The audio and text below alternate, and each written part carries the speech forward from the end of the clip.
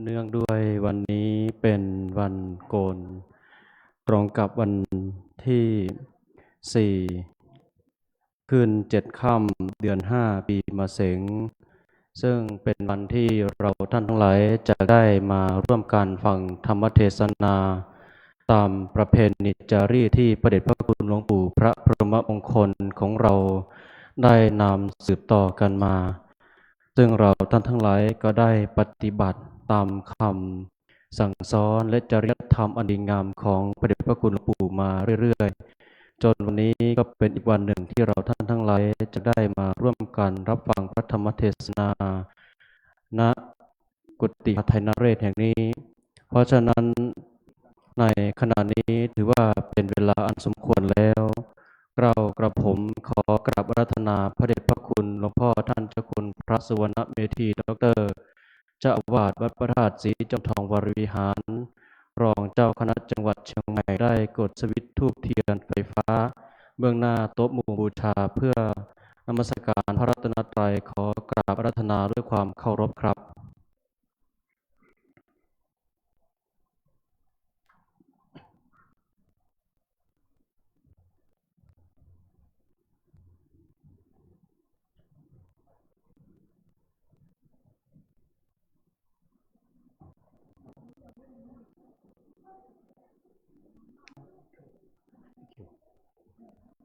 ไปพาเสร็จแล้วหลวงปู่ต่อเลยใช่ไหมไปพาเสร็จแล้วหลวงปู่ต่อเลยใช่ไหมและขอเจริญพรตัวแทนคณะอุบาสกอุบาสิกาได้กดสวิตช์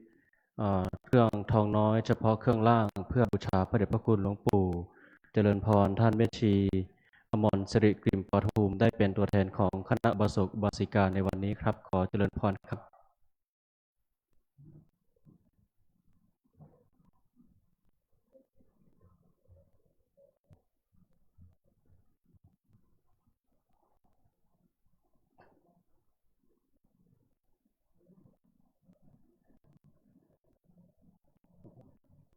เรา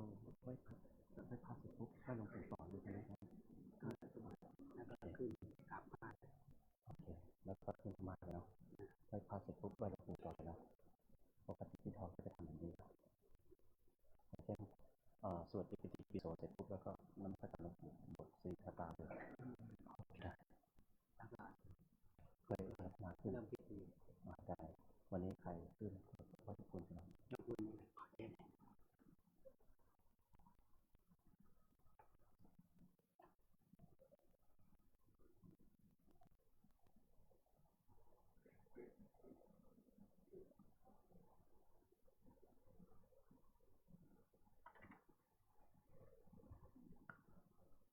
ขอกราบอาราธนาครูบาอาจารย์และเจริญพรท่านคณะอุบาสกอุบาสิกาได้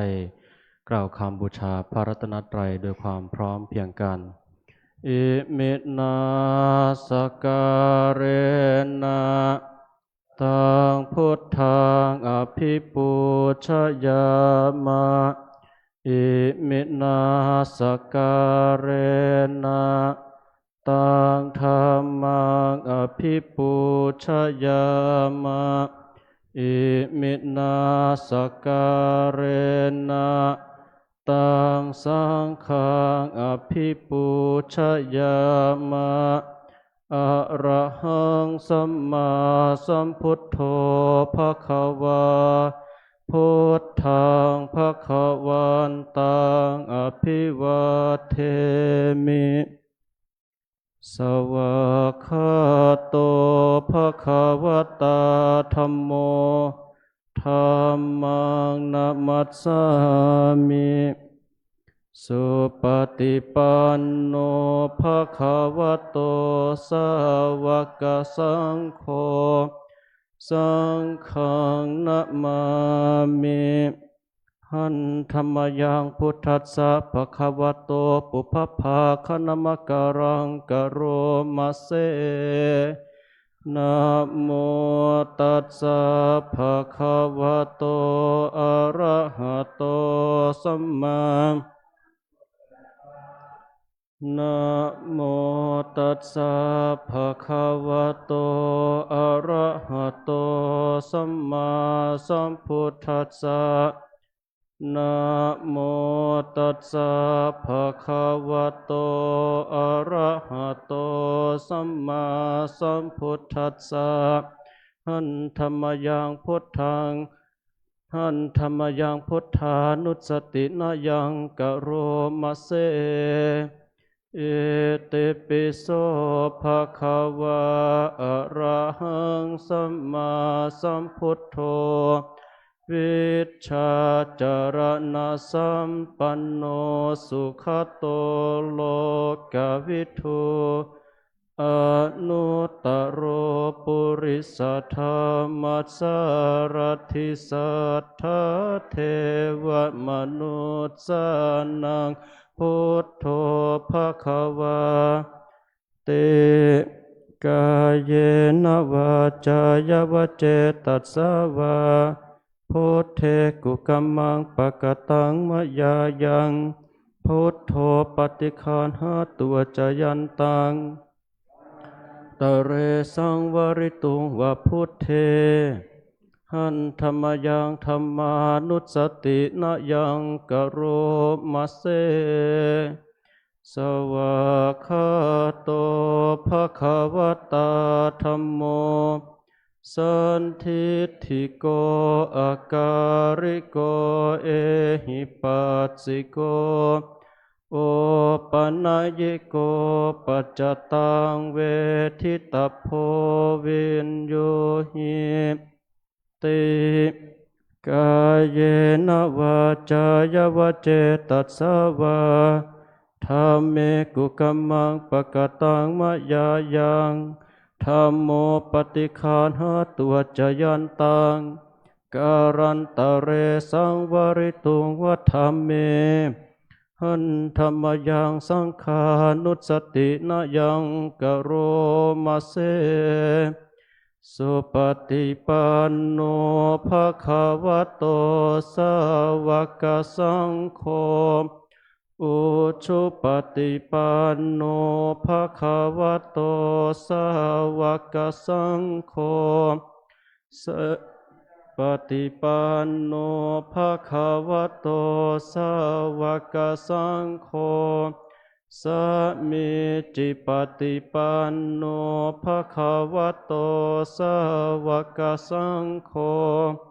ยะทิทังจัตตาริปุริสายุคานิอัตถปุริสปุคัลลาเอสะภะคะวะโตสาวกสังโฆหุนายโยปะหุนายโยทักขินายโยอัญชลิกรณิโยอนุตตรังปุญญเขตังโลกัสสะติให้ลำดับต่อไปกายเยนวาจายวเจตัสสาวาสังเคกุกัมมังปะกตังมะยายังสังโฆปฏิคานหาตัวจยันตัง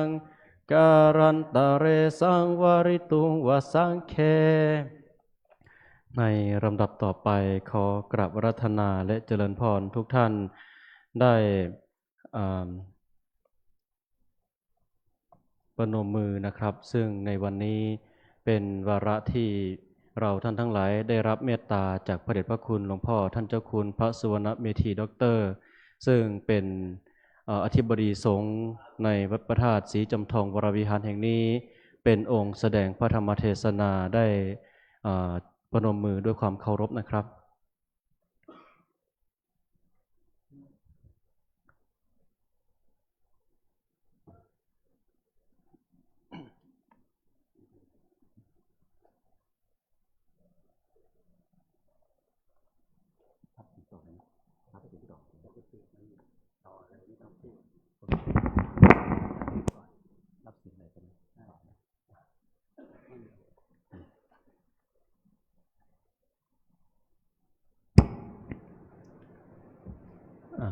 ลำดับต่อไปอาราธนาน้องๆ สามเณรนะครับได้มา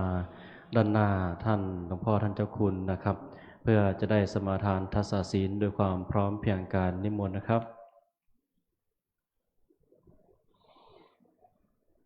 น้องๆสามเณรทุกรูปนะครับได้นิมนต์มาสมาทานทักษะศีลกับพระเดชพระคุณหลวงพ่อท่านเจ้าคุณผู้เป็นอธิบดีสงฆ์ในพระประธาตุของเรานะครับ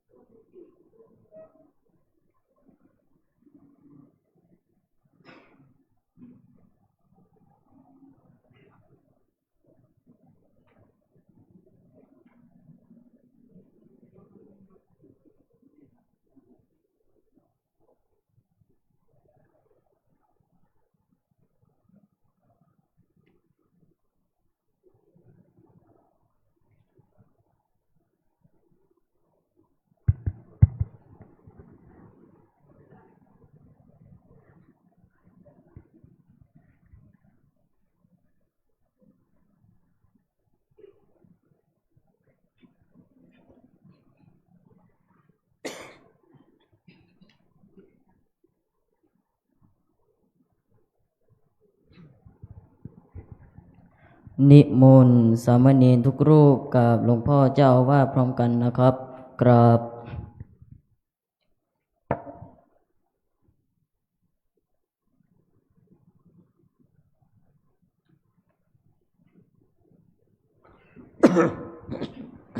มายังพันเตสรณสีลังยาจามะทุติยมปิมายังพันเตสรณสีลังยาจามะตติยมพันเตสรณสีลังยาจามะนะโมตัสสะภะคะวะโตอะระหะโตสัมมาสัมพุทธัสสะนะโมตัสสะภะคะวะโต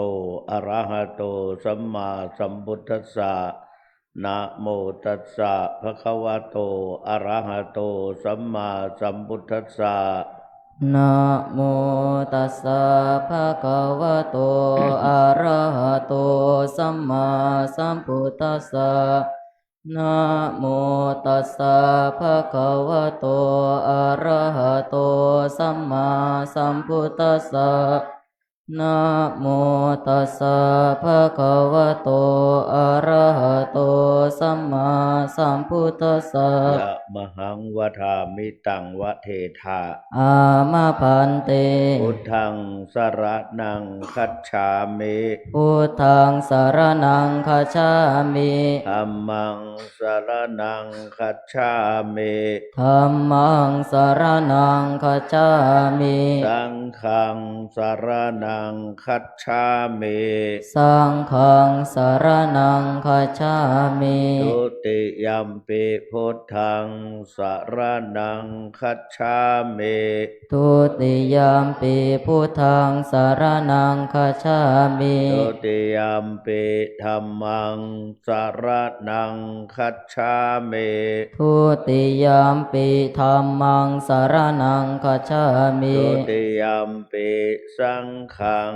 สรณังคัจฉามิทุติยัมปิสังฆังสารนังคัจฉามิตติยัมปิพุทธังสรณังคัจฉามิตติยัมปิพุทธังสารนังคัจฉามิตติยัมปิธัมมังสรณังคัจฉามิตติยัมปิธัมมังสารนัง งคัจฉามิ ตติยัมปิสังฆังสรณังคัจฉามิ ตติยามปิสังฆังสารนังคัจฉามิ ติสรณะขมนังนิธิตัง อามาพันเต ปานาติปาตาเวระมณี ปานาติปาตาเวรมณี อาทินนาธานาเวระมณี อาตินาทานาเวรมณี อาพรหมจริยาเวระมณี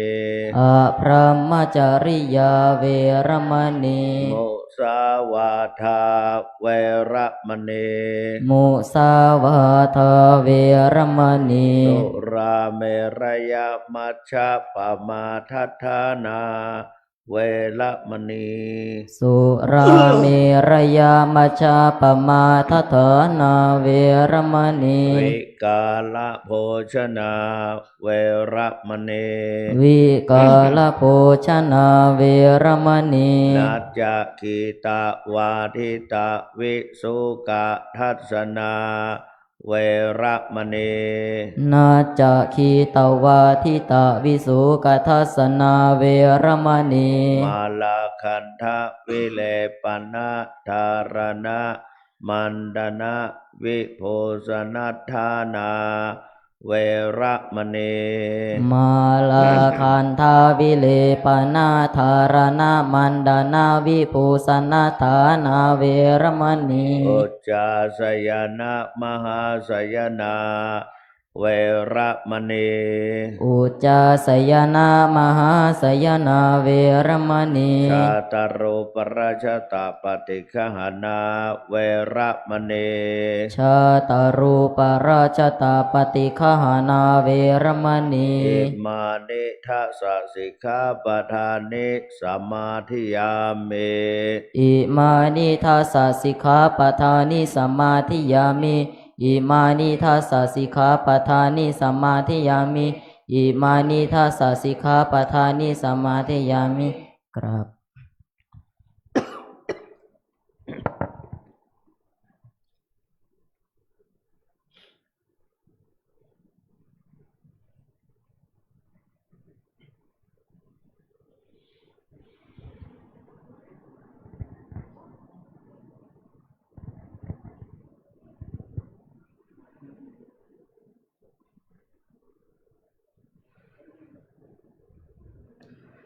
สัมพุทโธโลเกอุปันโนมหากาลุนิโกมุนีธัมมาจักกังภาวะเตตวะโลเกอปติวัตติยังโลกัสสะสังขาหังคาตุงจาริตวะโลกัจจาลิกังติวิทังโลเกสัทธัมมังสัมมาเทวะภวัตติยังอนุปุเพนะสาวัตถิงปัตตวะเชตวะเนวสังสัมมเนรานังนิสายจิตตังคาถานุสิกิตุงอนุญญาสิทัสสะสิกขาสัมมเนเรหิสิกิตุงสัมมเนรานังทัสสังขังสิกขาปะทังภานามาเส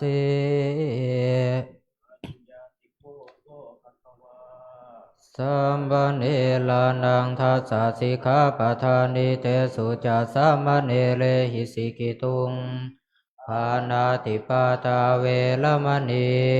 อาทินนาทานาเวรมณีอาพระมจริยาเวรมณีทาเวรมณีสุราเมรยมัจจปมาทัฏฐานาเวรมณี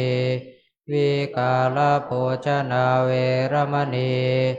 นาจาคีตาวาทิตาวิสุขทัสนาเวรมณีมาลาคันทาวิเลปนาธารณมันดนาสนัทธานาเวรมณีอุจจาสยนามหาสยนาเวรมณี จาตารูปราชตาปฏิฆหานาเวรมณีที่ครับ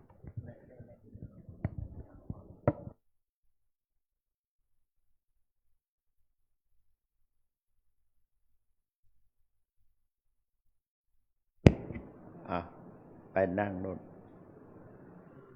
กราบ3 ครั้งกลับแล้วยังไปนั่งนั่น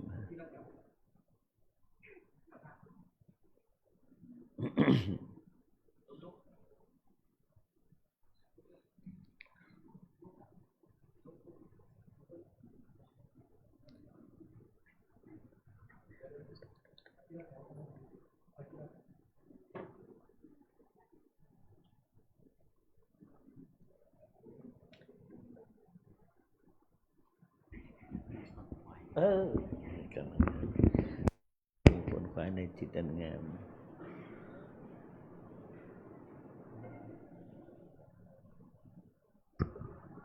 ในลำดับต่อไปเจริญพรคณะอุบาสกอุบาสิกานะครับ มีตัวแทนมาถวายขันศีลนะครับ เพื่อจะได้สมาทานอัฐศีลเป็นลำดับสืบต่อไปขอเจริญพรครับ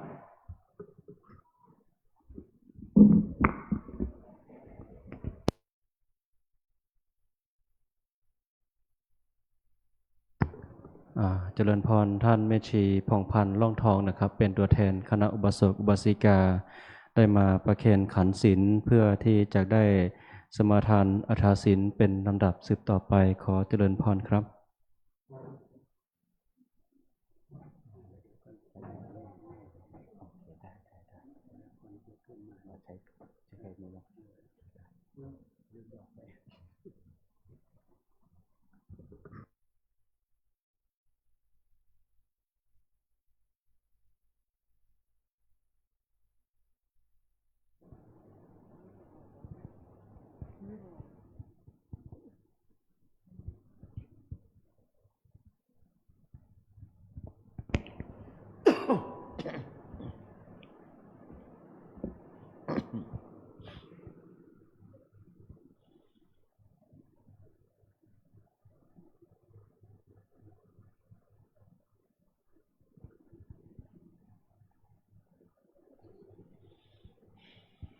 ขอเชิญทุกท่าน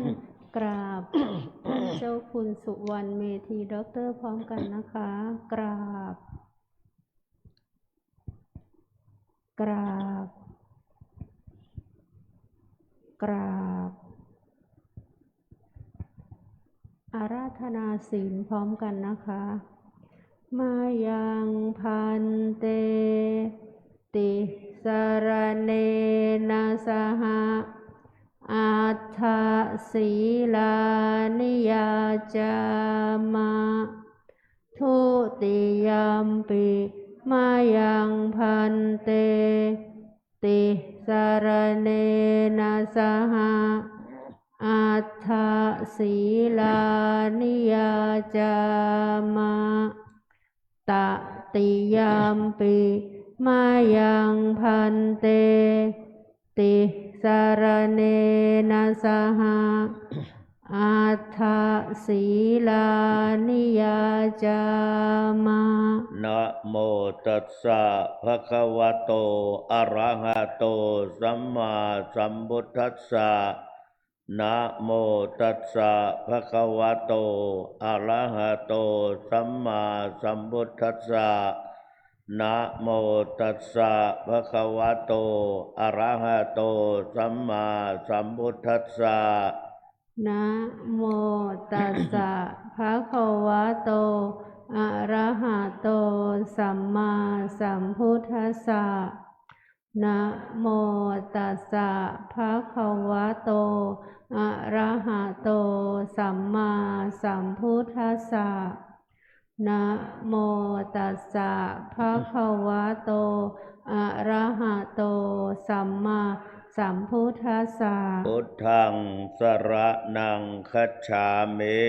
พุทธังสารนังคัจฉามิ ธัมมังสรณังคัจฉามิ ธัมมังสารนังคัจฉามิ สังฆังสรณังคัจฉามิ สังฆังสารนังคัจฉามิ ทุติยัมปิพุทธังสรณังคัจฉามิ ทุติยัมปิพุทธังสารนังคัจฉามิ ทุติยัมปิธัมมังสรณังคัจฉามิ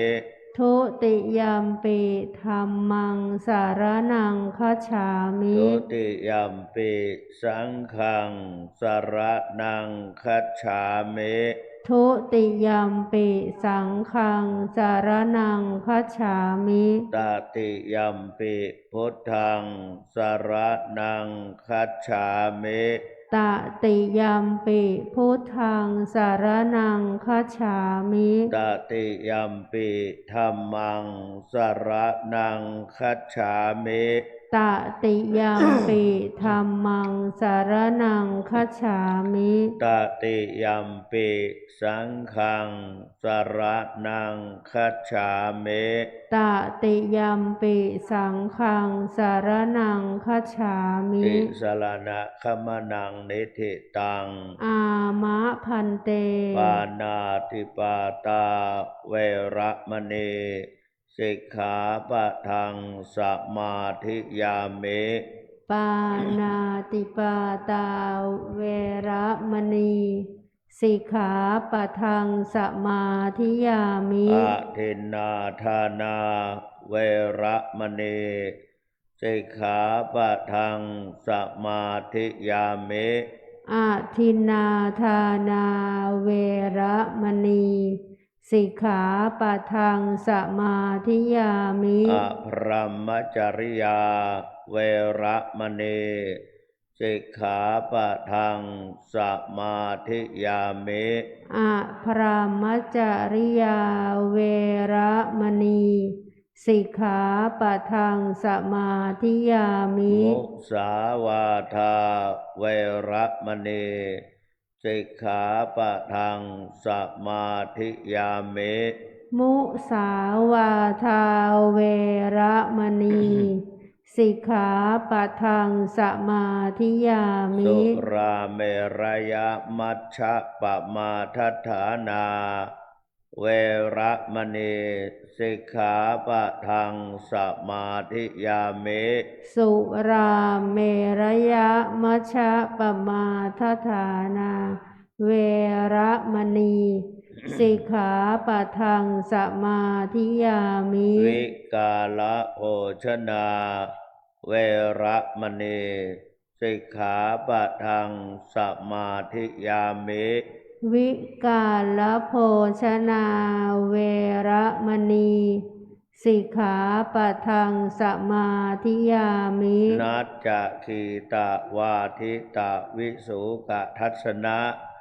มาลาคันทะวิเลปันนะ อารณะมันดนะวิภูสนัฏฐานาเวระมณีสิกขาปะทังสมาธิยามิ นัจจคีตวาทิตวิสุกทัสสนะมาลาคันทะวิเลปนะภารณะมันดนะ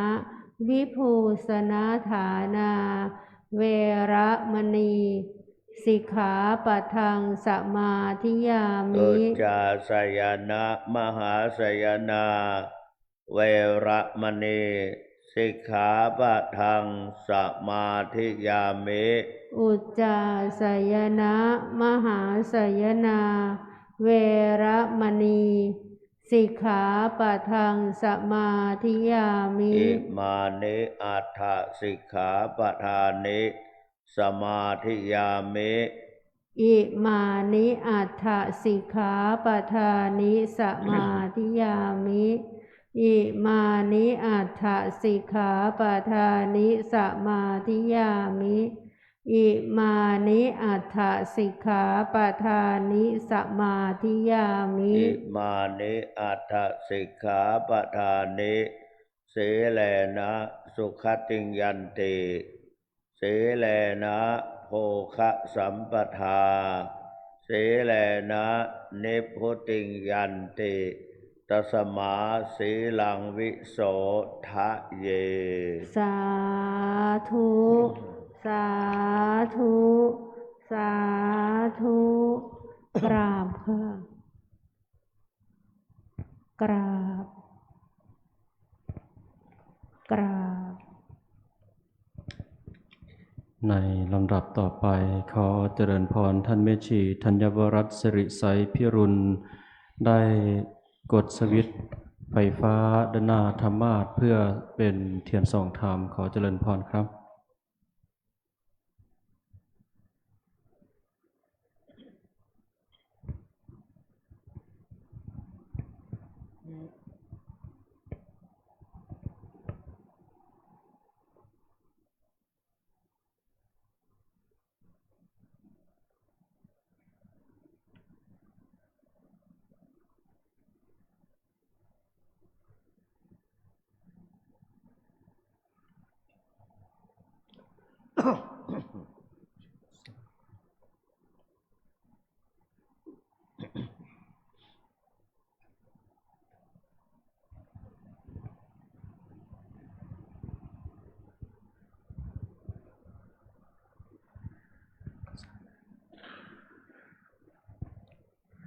และขอเจริญพรท่านแม่ชีบุษราคามานกุล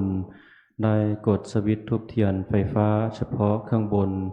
สำหรับพระเดชพระคุณหลวงปู่บูชาธรรมขอเจริญพรครับ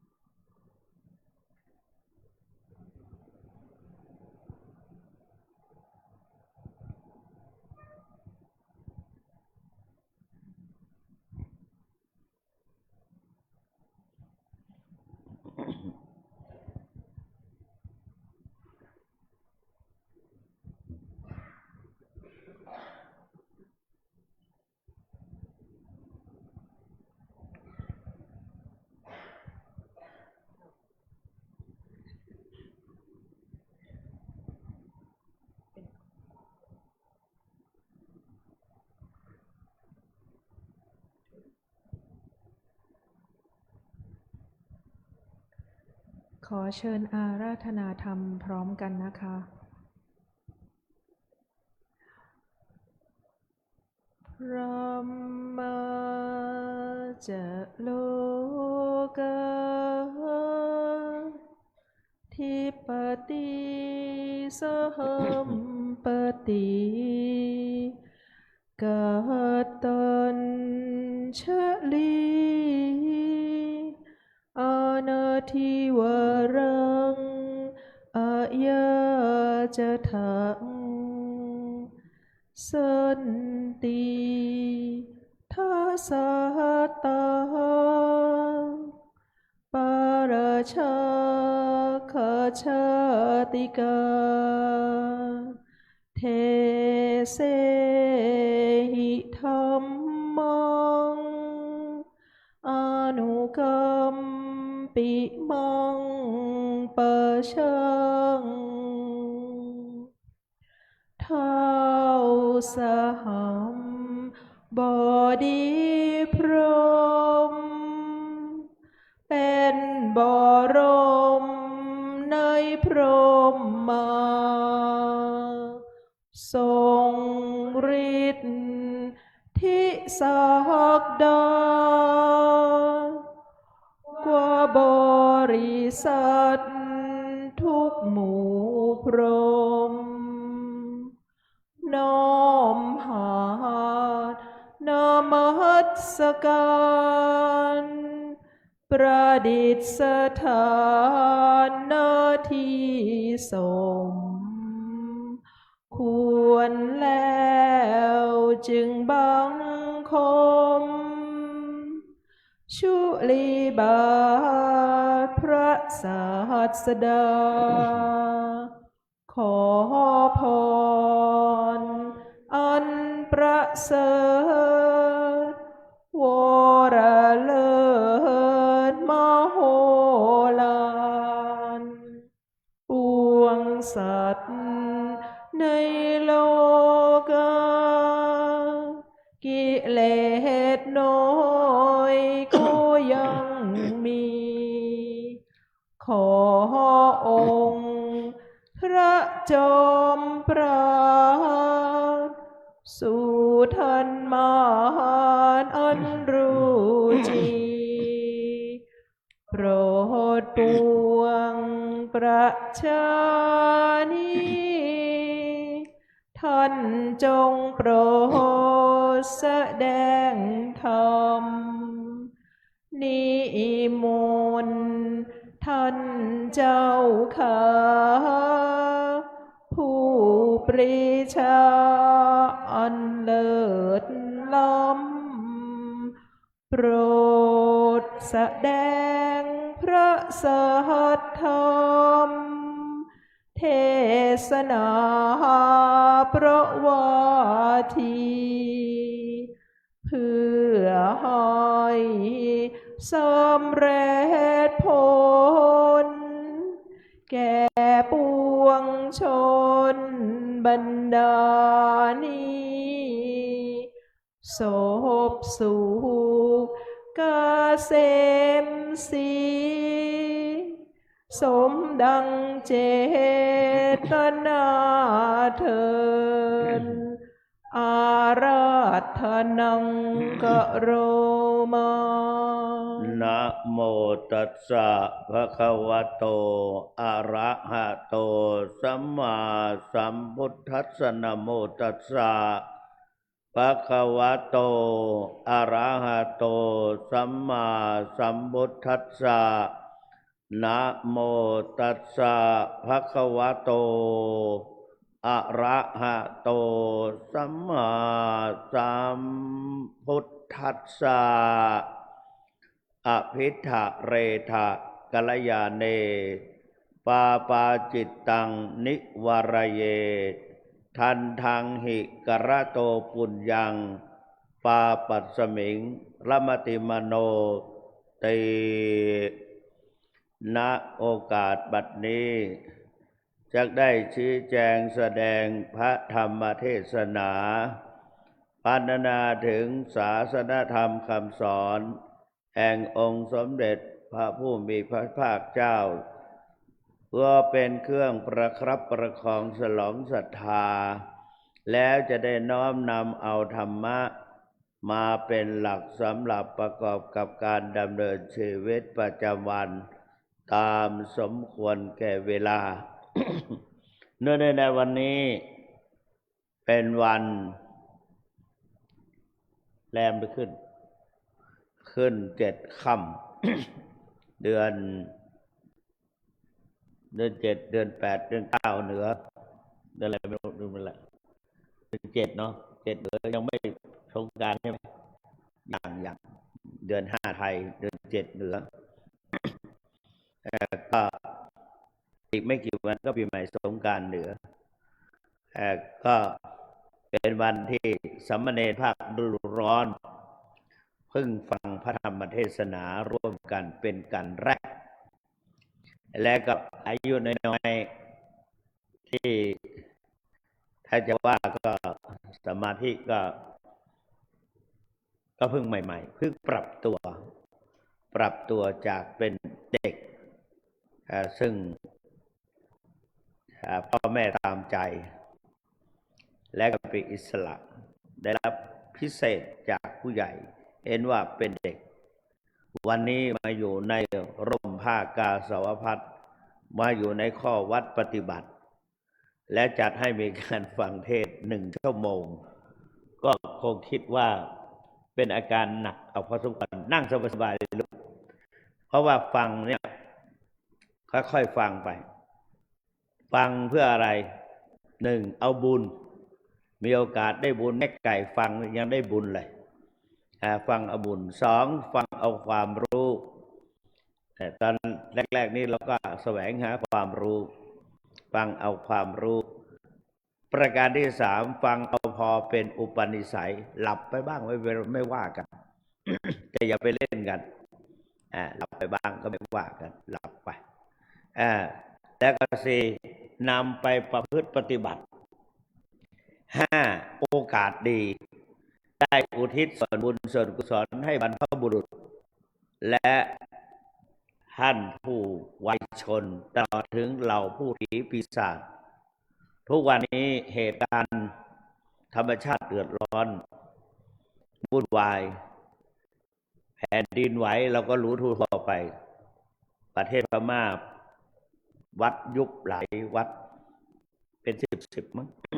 นะแล้วก็ในประเทศไทยเราก็เสียหายหลายเหมือนกันอย่างที่เรารู้เราทราบไม่ต้องพูดละเพราะนั้นเนี่ยภัยอันตรายก่อนที่จะมานี่มีสื่อข่าวบอกว่าเมื่อประมาณ2 ชั่วโมงที่ผ่านมาเนี่ยมันจะเป็นข่าวเก่าหรือข่าวใหม่ก็ไม่รู้นะประเทศสหรัฐอเมริกาพายุโหมพัดลูกเห็บตกด้วยหลังคาเปิดปลิวว่อนน้ำหลากมา บางทีก็น้ำที่ประมาณนี้น้ำพุขุดออกจากแผ่นดินอยู่เป็นโคลนเป็นไหลออกมาน่ากลัว ในปัจจุบันแผ่นดินแยกออกจากกันหลายที่เพราะฉะนั้นนี่แหละภัยธรรมชาติที่เกิดขึ้นพระพุทธเจ้าจึงไม่ให้เรารีบทำความดีไม่ให้ประมาทโดยกล่าวคำว่าอเชวกิจมาตปังโกชัญญามรณังสุเวควรรีบขวนขวายในคุณงามความดีหรือความทำความเพียรทำความเพียรถ้าเป็นลูกหลานทั้งหลายก็เพียรเพื่อศึกษาหาความรู้ตั้งใจศึกษาแสวงหาความรู้โตขึ้นมาจะได้สบายอะไรก็จบแล้วรู้จบแล้วนี่หรือว่าเรียนไปเนี่ยแต่ละเทอมเนี่ยถ้าได้เกรดสูง3.8 กว่า7 กว่า8 กว่านี่วันนี้ชื่นใจหลานโทรมาบอกได้3.98โอ้โหดีใจเนี่ยทุกคนก็ครูบาอาจารย์พ่อแม่ก็ดีใจชื่นใจเพราะนั้นนักเรียนสามเณรทั้งหลายก็ต้องพยายามเราต้องเอาให้ได้คนอื่นเขายังได้เราก็ต้องได้เนี่ยทีนี้มาพูดถึงหนึ่งในวัด โยมแม่ชีพระภิกษุสามเณรก็พาศิษย์ที่หลวงพ่อเจ้าอาวาสได้ขึ้นไปเมื่อกี้นี้ถามท่านมหายิงป๋อตอนนี้มันแปลว่าอะไรอะไรนะอภิธาเลถะลืมเหมือนกันมันนึกอภาสิทธิ์ตรงหน้านี่แหละอภิธาเลถะกัลยาเนปาปาจิตตังนิวาลเยทันทังหิกละโตปุญญังปาปัสสมิงละมติมโนทำไมมาถามเดี๋ยวนี้ทำไมคล่องจังมันเรียนมาแล้ว เคยเรียนตั้ง4 ปีเล่มนี้เพราะตกซ้ำชั้นตั้ง4 ปีมันจะไม่คล่องได้ไงนะ แล้วก็มันทิ้งไว้นานก็มันนึกถึงว่าจะเทศเรื่องอะไรที่ความจริงก็เตรียมมาแล้วล่ะแต่ว่าพอมาถึงที่นี่ก็เลยมาเปลี่ยนเขาเรียกว่าเปลี่ยนม้ากลางศึกก็ห้ามนะมักจะตกม้าตายเอาง่ายๆหรือไปบังคับม้าไม่ได้ ก็ทุกสิ่งอย่างก็โน้มน้าวเข้าหากันได้อภิธาเรถะกัลยาเนบอกว่าพึงรีบขนขวายในสิ่งที่ดีงามใช่ไหมในกรรมอันงามเมชีประโยค7 ประโยค8 ประโยค9มีนี่เนี่ยรู้เลยหลวงพ่อขึ้นพระศิษย์มาเนี่ยต้องแนะนำเรื่องทำดีๆนะปาปาจิตตังนิวรเยพึงห้ามจิตจากบาปท่านทางหิกละโดปุญญังถ้าทำความดีช้าปาปัสสมิงละปฏิมโนก็ใจก็จะยินดีในสิ่งที่ไม่ดีเพราะฉะนั้นรักษาความดีพึ่งรักษาความ เล้งจากความชั่วรักษาทำความดีมีจิตใจบริสุทธิ์เนี่ย นะหลีกหนีความชั่วประกอบความดีมีจิตใจบริสุทธิ์พอรักษาจิตให้ดีทำความดีให้ถูกต้องมีจิตไม่บกพร่องความเศร้าหมองก็จะหมดไปหากว่ารักษาจิตไม่ดีทำหน้าที่ไม่ถูกต้องมีสติบกพร่องความเศร้าหมองก็จะมากมาย ซึ่งเคยว่ามาหลายครั้งอันนั้นเรียกความดีเพราะว่าเราจะไม่รู้ว่าเราจะเป็นอะไรภัยอะไรจะเกิดขึ้นกับเราเมื่อไหร่เมื่อกี้พูดกับหลวงพ่อว่าทุกสิ่งทุกอย่างมันไม่แน่นอนความตายหรือความนี่มันแน่นอนขนาดเป็นของไม่มีวิญญาณมีครั้งหนึ่งสมัยก่อนตอนที่เป็นพระครูอาทรสุวรรณโมลีเป็นนักเทศน์ไปทั่วนั่นแหละแล้วก็ออกอากาศสถานีวิทยุวัดฝายหินในสมัยนั้นมีเขาเอารถ BMW มาให้แต่ว่าเป็นรถเก่าแต่ก็ขับไปไหนมาไหนก็ได้แต่เราไม่ได้ขับคนโชเฟอร์เขาขับไปทั่วไปศึกษาด้วยไปอะไรด้วยทั่วขึ้นไปออกอากาศที่วัดฝายหินแล้วกี้รีบจะกลับไปเทศทางบ้านห้องหรือที่ไหนสักที่เนี่ยไดสตาร์ทหมดดังแป๊กแป๊กแป๊กแป๊กขณะของไม่มีชีวิตวิญญาณนะขับไปทั้งวันไปทั่วไปทางไหนก็ทั่วแต่ว่าพอไปถึงตรงนั้นรีบด้วยเพราะนั้นเราไม่แน่ชีวิตไม่แน่เพราะนั้นพอถึงข่าวขับขันอะไรก็นึกไม่ออกนึกอะไรก็ไม่ออกนึกถึงความดีนึกจะท่องอะไรไม่ออกตอนที่ไปป่วยอยู่ที่โรงพยาบาลไปตัดถุงน้ำดีออกนึกท่องสวดมนต์บทไหนไม่ออกสักตัวท่องไปก็ได้นิดเดียวก็ทำไมอยู่ตรงนี้เราเป็นผู้นำสวดก่อนที่จะไปผ่าตัดได้เป็นนำสวดต้องมากมายหลายที่แต่ว่าไปตอนนั้นนึกไม่ออก พยายามท่องก็ท่องไม่ออกมิน่าล่ะพระพุทธเจ้าสอนในโพชฌังคสูตรสวด3 พานเรียกว่าจุนทะโพชฌังโฆจุนทะโพชฌังโฆมีเรื่องว่าเล่าให้ตั้งแต่นั้นมาเนี่ยออกจากโรงพยาบาลมาเนี่ยนึกอะไรก็ไม่ออกนึกว่าแล้วเขาบอกว่าต้องท่องสวด3 พานให้ได้โพชฌงค์ให้ได้ที่จริงเขาไม่ได้บอก3 พานเขาบอกให้ท่องโพชฌงค์ที่เราสวดทั่วไปแต่เราไปเปิดดูแล้วก็สวด3 พานมีกัสสปะโพชฌังโฆโมคคัลลนะโพชฌังโฆจุนทะโพชฌังโฆทีนี้กัสสปะโพชฌังโฆโมคคัลลนะโพชฌังโฆเปลี่ยนตัวละครใส่นอกจากนั้นเหมือนเดียวกันเป๊ะและสถานที่อยู่ของพระเถระเพียงแต่ว่าเปลี่ยนชิชกูเต อันนั้นเป็น ของพระมหากัสสปะนี่ปิพลิหุหายังอยู่ในถ้ำแต่ว่าของพระโมคคัลลานะนี่คิดชกูเตปะพะเตอันนี้เปลี่ยนแค่นั้นนอกจากนั้นเหมือนกันหมดเลยพอมาถึงจุนทะนี่พระจุนทะไม่ได้ป่วยนะไม่ได้อาพาธนะ แต่ว่าพระพุทธเจ้าอาพาธเองคงจะนึกไม่ออกหรือว่าอาพาธจะเบียดเบียนพระพุทธเจ้าในบทสวดว่าเอวเมสุตังเอกสมัยภควาลาจักขะเหวิหารติเวรุวณิกลันทกนิวเปเตนะโคปนสมัยยสมาเตปสมัยนะภควาอาปาริโกโหติทุกิโตภานาคิรโน อาดาโคภควาสายันหสมัยยังปฏิสัตอาดาโคอายสมาสามสายันอายสมามหาจุนโธปฏิสันนาวุติสายันหสมัยสายันปฏิสันนาวุติโตเยนะภควาเตนุปสังกมิอุปสังวิตาปัญญติอสเนนิสิธินิเสสโคภควายสมันตังมหากจุนทังอุโทอภควาเอตทโวจักพระเจ้าถามบอกจุนทะปฏิพันตุตังจุนทะโพชฌังคาติเนี่ยปอดท่องพุทธชง ทำไมตุลุงถึงว่าคล่องนึกขนาดนี้ว่าทุกวันได้ปีกว่าแล้วก็ยังว่าทุกวัน ตื่นเช้ามาก็ว่าไม่สุตังเอกสมัยโยภควาพระนาทียังอันนี้ไม่ใช่ราชกะเฮวิหารติเวลุอันนี้กลันทักกิวะเปเตนะโคปัสสะสมัยวาไปทั้ง3สูตรนั่นแหละ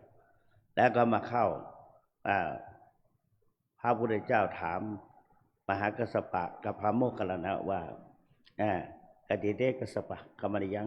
กติเตกัมมนิยังกติยาปนิยังทุกขเวทนาปฏิกัมมันติโนอภิกัมมันติปฏิกัมโมสนังปะเยจติโนอภิกัมโมติ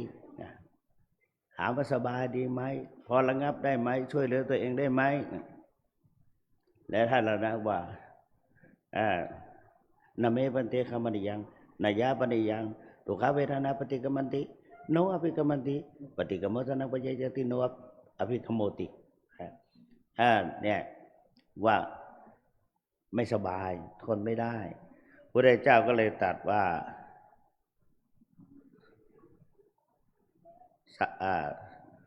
โพชฌังตัดโพชฌังโฆว่าโพชสติสัมโพชฌังสติ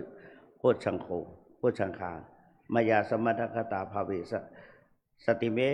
กัสสปะเนี่ยโพชฌังคามายาสมัทคตาภาวิตาพหุริกตาอภิญญาสัมโพธญาณิพพานญาสังวัตตันติ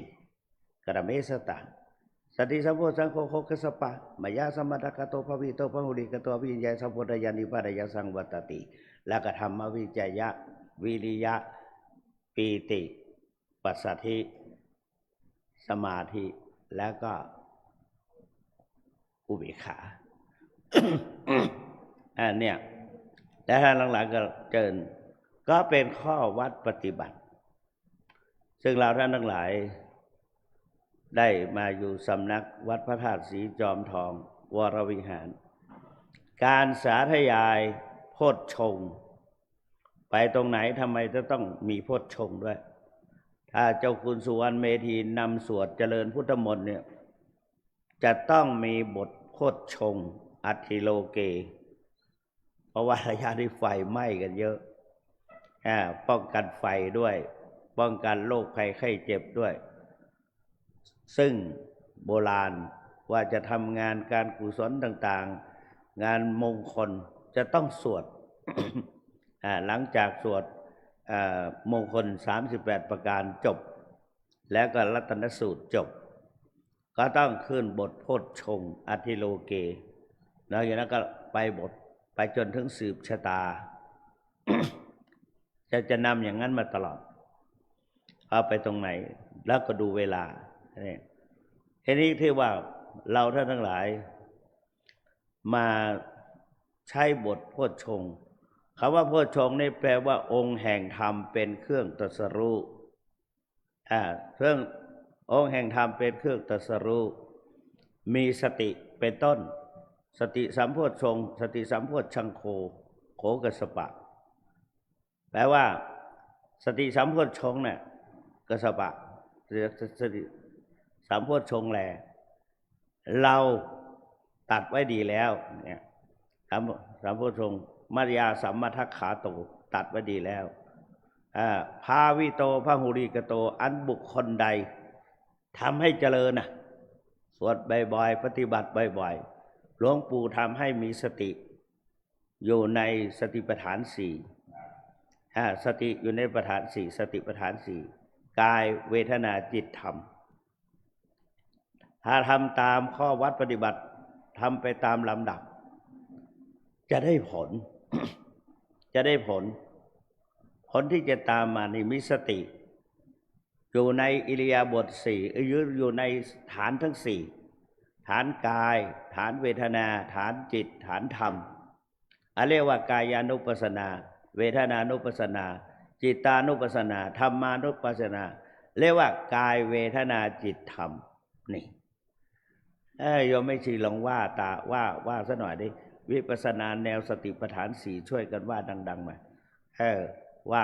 นึกถึงหลวงปู่ชอบแนะให้พวกเราว่าลองว่าพร้อมกันนะ1 2 3วิปัสสนาในแนวสติปัฏฐาน4 1กาย2เวทนา3จิต4ธรรมน้องเนนก็ได้เอาอีกรอบหนึ่งวิปัสสนา ในแนวสติปัฏฐานสี่หนึ่งกายสองเวทนาสามจิตสี่ธรรมชื่นใจโยมฟังทางบ้านแล้วชื่นใจอีกรอบหนึ่งสุดท้ายวิปัสสนาในแนวสติปัฏฐานสี่หนึ่งกายสองเวทนาสามจิตสี่ธรรม กายก็ได้แก่อิริยาบถสี่ยืนเดินนั่งนอนอย่างมีสติหลวงปู่แนะนำให้เราท่านทั้งหลายให้ตั้งใจทำถ้าทำตามขั้นตอนนะ จะเกิดผลจะเกิดผลเกิดยังไงจิตใจสงบพบปัญญาปัญหาหายโรคภัยไม่ปรากฏทดแทนคุณพ่อแม่แผ่กุศลถึงเจ้ากรรมนายเวรจิตใจสงบพบปัญญาปัญหาหายโรคภัยไม่ปรากฏทดแทนคุณพ่อแม่แผ่กุศลถึงเจ้ากรรมนายเวรอันเนรลองว่าตามเจ้าคุณพ่อจิตใจสงบจิตใจสงบพบปัญญาปัญหาหายโรคภัยไม่ปรากฏทดแทนคุณพ่อแม่แผ่กุศลถึงเจ้ากรรมนายเวรลองท่องสัก3 รอบจิตใจสงบพบปัญญาปัญหาหายโรคภัยไม่ปรากฏทดแทนคุณพ่อแม่แผ่กุศลถึงเจ้ากรรมนายเวรเนี่ยโรคภัยไม่ปรากฏทำไมพระพุทธเจ้าจึงตัดโพชฌงค์เนี่ยแก่พระมหากัสสปะแก่ท่านแก่พระโมคคัลลานะ เพราะตอนนั้นน่ะท่านเหล่านั้นอาพาธิโกทุกขิโตพันหคิลโนอาพาธิโกก็ไม่สบายอาพาธไม่สบายเป็นไข้หนักอาพาธไม่สบายเป็นไข้หนักพระพุทธเจ้าจึงตรัสสติปัฏฐานสี่เพื่อให้จิตใจท่านสงบเพื่อให้โรคภัยนั้นระงับดับไปปรากฏว่าพอสวดจบท่านเหล่านั้นอุทานตักขะภควาโพชฌังโฆตักขะสุขตะโพชฌังขาโพชฌังโฆ หรือว่าโพชฌังขาเอาว่าทั้ง7 ข้อเนี่ยตักขะภควาโพชฌังขาตักขะสุขตะสุขตะโพชฌังขานี่โลกเหล่านั้นหรือว่าโลกเหล่านั้นระงับเอตทาโวจะแล้วว่าพระพุทธเจ้าตรัสแล้วก็ท่านเหล่านั้นก็จิตใจสงบโรคภัยก็หายเนี่ยเพราะฉะนั้นอันนี้ก็คือจิตใจสงบพบปัญญาปัญหาหายโรคภัยไม่ปรากฏสติปัฏฐานสี่ ถ้าเรากราบตอนแรกนี่กราบสติปัฏฐานสี่กราบช้าๆถามว่าปฏิบัติมีผู้มาถามหลวงปู่ว่าปฏิบัติกรรมฐานนั้นได้อะไรได้อะไรเพียงแต่กราบสติปัฏฐานสี่ก็ดีต้นๆน่ะหรือว่าการเดินจงกรมและก็การกำหนดพองหนอยุบหนอหลวงปู่ว่าได้ไตรสิกขาคือได้ศีลสมาธิปัญญาเราอยากจะให้มีศีลบริสุทธิ์ในระยะเพียงนิดๆแต่ไม่ต้องทำอะไรคือไม่ต้องไปคือกำหนด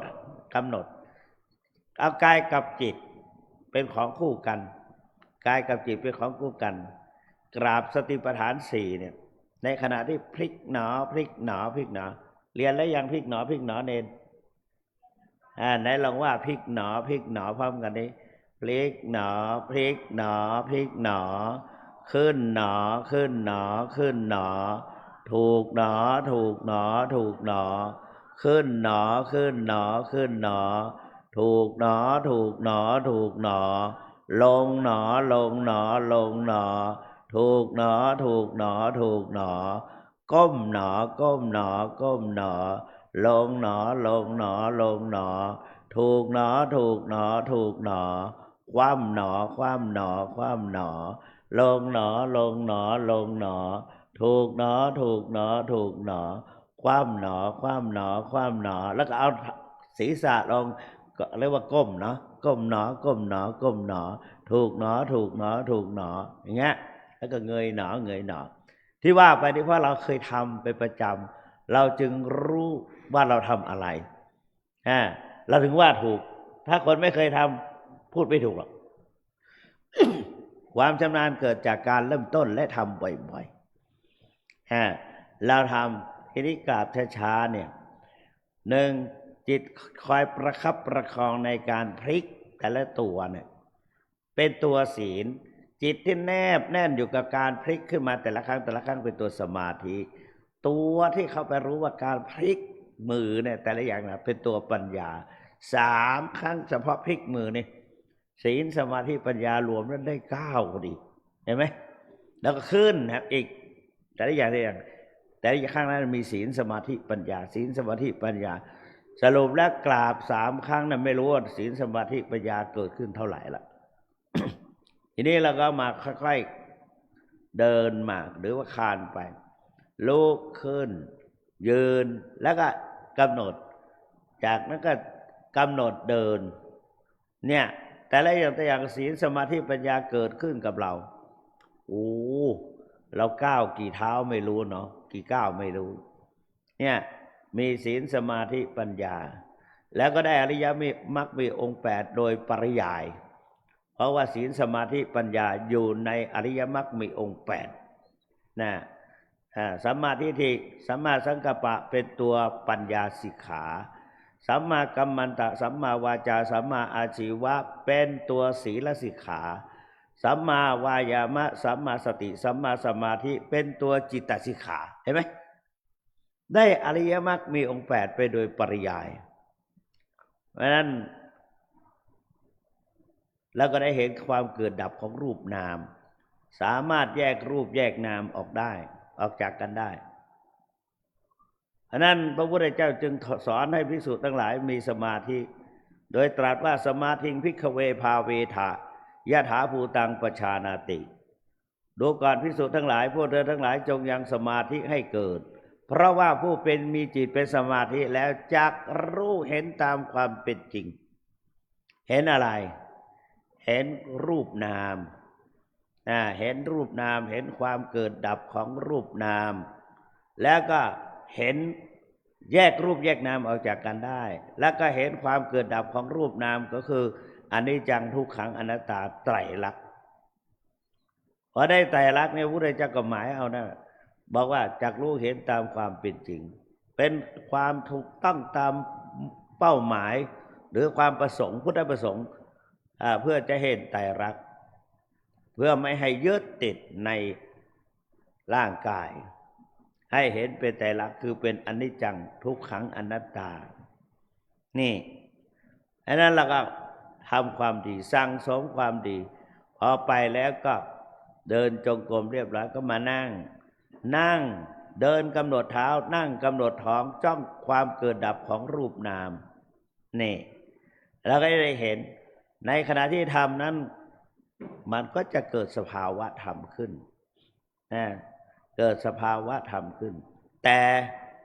ต้องมีความเพียรพยายามหลวงปู่เคยสอนพวกเราว่า1ผูกจิตผูกใจไว้ในสติปัฏฐาน4 2สำรวมอินทรีย์3ตัว3เนี่ยมีความเพียรพยายามความเพียรพยายามทำจริงครับจังในโพชฌงค์ก็คือสติสัมโพชฌังโฆโฆกัสสปะวิริยะสัมโพชฌังหรือว่า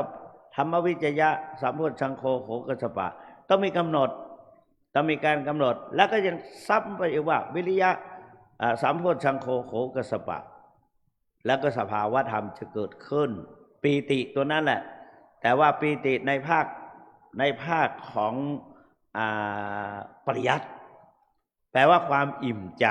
อิ่มเอมเปรมปรีหัวใจหน้าตาอิ่มเอิบผ่องใสแต่ในภาคปฏิบัติไม่ใช่อย่างนั้นไม่ใช่อย่างนั้นปีติที่ภาคปฏิบัติไปอีกอย่างหนึ่ง มี5 ข้อเหมือนกันมี5 ข้อเหมือนกันปีติในของเนี่ยก็คืออุทกาปีติปีติเพียงเล็กน้อยคณิกาปีติชั่วขณะโอกกันติกาปีติโอกกันติกาคือลดผลใช่ไหมอุเพงคาปีติเฮงคาปิติแค่ว่าโอกันติกาปิตินี่โยกไปโยกมาแล้วก็อุเพงคาปิติและพาราปิติปิติแบบซาบซ่าน แต่พอมาถึงในภาคปฏิบัติจริงๆไม่เป็นอย่างนั้นมีหลายอย่างแต่ละข้อมีช้อยอยู่7-8แต่ย่อๆเอามาเพียงแต่เราจำถ้าจะคุณจำมากุทกาปิติขนลุกตั้งหนังหัวพองระคายผิวดังต้องด้วยปลายเข็มใจสั่นรวนน้ำตาไหลศีรษะตรึงมึนซึมคล้ายเป็นลมหรือวิงเวียนอาการใดอาการหนึ่งเวลาไปสอบอารมณ์กรรมฐานเนี่ยว่าเป็นปีติสมัยก่อนหันไปมองหน้าหลวงปู่ปีติอะไรไม่เห็นมีความสุขสบายไม่เห็นความเนี่ยท่านก็บอกว่านี่เป็นอาการของลักษณะของภาคปฏิบัติเพราะคณิกาปีตินี่เกิดเป็นแสงแดงประกายคล้ายฟ้าแลบเนื้อตัวแสบคล้ายปลาตอดชวัดเฉวียนเนื้อหนังเต้นเอ็นกระตุกน้ำตาไหลร้อนกายเบียนบางครั้งก็คันวนเวียนบนหน้าตาบนใบหน้าเนี่ยหน้าคันยิบเช็ดแล้วเช็ดอีกก็ยังคันอีกมันมีแมลงอะไรมาไต่เราแมงอะไรมาตอมเราครั้งหนึ่งขัดกระจกอย่างดีจะลองดูดิพอทำไปแล้วมันคันส่องดูก็ไม่เห็นมีอะไรคุยกับมาสอบอารมณ์ท่านบอกว่าปีติผมไม่สนุกกับมันเลยเนี่ยปีติเนี่ยพอมาโอกติกากายใบเอ็นดังขึ้นกระทับฝั่งขึ้นไส้ดังเมาเรือทนไม่ไหวชาววัดชาวเวียนเนื้อตังเต้นเอ็นกระตุกใช้บอกวาดไปมาจะมาเป็นอันเดียวกันนะพอมาถึงอุเพงคาปีติเนื้อตัวพองกายเบาคล้ายรอยขึ้นศีรษะหมุนปากงับบางคนปากงับมีจริงๆแม้แต่ทุกวันก็เหมือนเผลอๆในขณะปฏิบัติไม่เป็นไปเป็นนอกบัลลังก์อายเขาอยู่ดีๆก็ปากพังงาบเขาก็มองเจ้าคุณเป็นอะไรเราจะบอกว่าสภาวะธรรมเขารู้หรือเปล่าก็ไม่รู้แต่เราก็ภูมิใจนะมันเป็นสภาวะธรรมกำหนดรู้เส้นนอกบัลลังก์เนี่ยเพราะนั้นก็นี่แหละแต่ว่าบางทีเราทำไปแล้วมันไม่มีอะไรเลย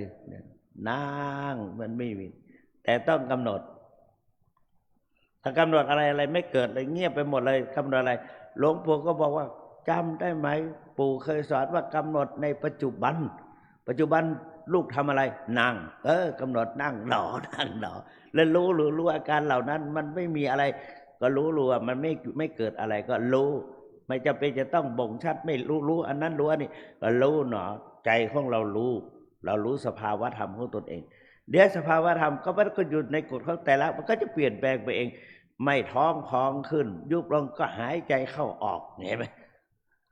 มันยืนเป็นอย่างนั้นจริงๆด้วยอันนี้ก็ได้กำไรชีวิต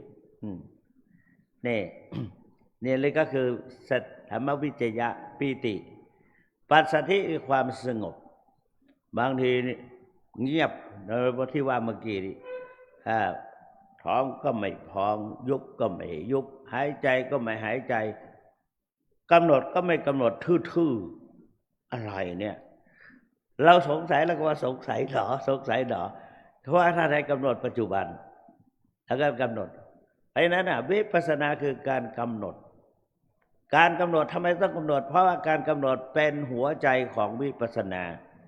ถ้าไม่กำหนดก็ไม่สามารถจะรู้จะเห็นตามความเป็นจริงหรือว่ายะถาภูตังไม่เกิดขึ้นแต่ต่อเมื่อกำหนดแล้วทำไมต้องกำหนดเพราะเป็นงานของสติเป็นหน้าที่ของสติต้องมีการกำหนดหลวงปู่ของเรากำหนดอย่างไรหลวงปู่ก็บอกว่าจิตจับในอารมณ์ใดต้องกำหนดให้มั่นในอารมณ์นั้น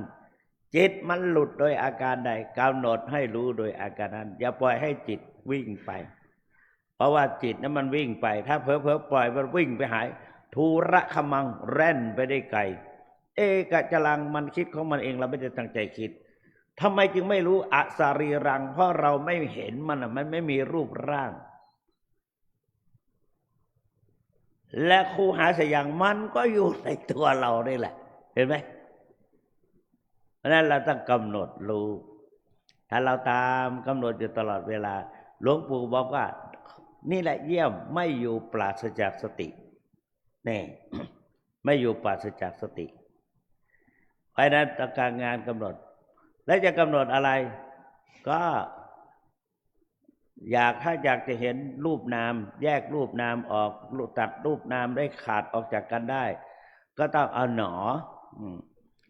ทำไมถึงเอาหนอเพราะว่าหนอนั้นน่ะเปรียบเหมือนกับยา1 เม็ดประกอบด้วยตัวยาที่สำคัญมากมายหลายชนิดและหนอนี่มีได้เปรียบเทียบแล้วได้อะไรก็ได้อะไรได้อะไรได้สติ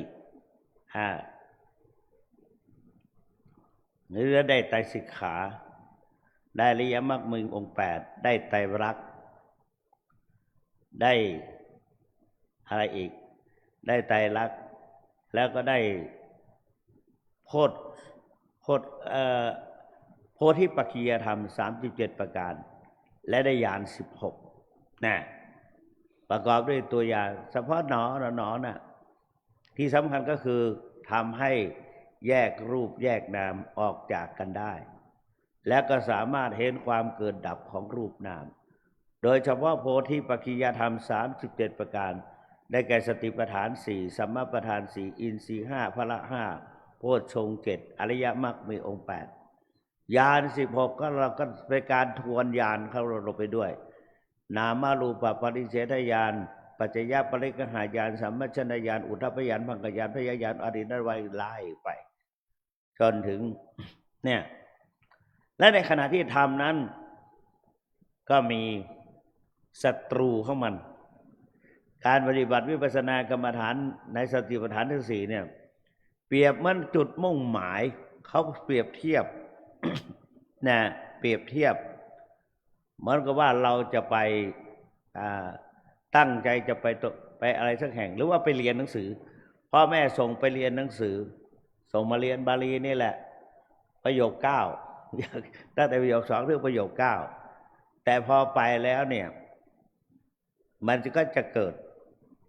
ไปเจอนั่นเจอนี่แวะตรงนั้นบ้างแวะตรงนี้บ้างหรือไปต่างจังหวัดไปอะไรแวะตรงนั้นตรงนี้ไม่ถึงไปเชียงใหม่นี่ขับนั่งรถไปถ้าขับไปเองการปฏิบัติเหมือนกับขับรถเองขับรถเองไปแล้วไปเห็นตรงนั้นแวะหน่อยสิเดี๋ยวก็แวะตรงนั้นแวะตรงนี้อันได้แก่วิปัสสนูปกิเลส10 ตัว1โอภาส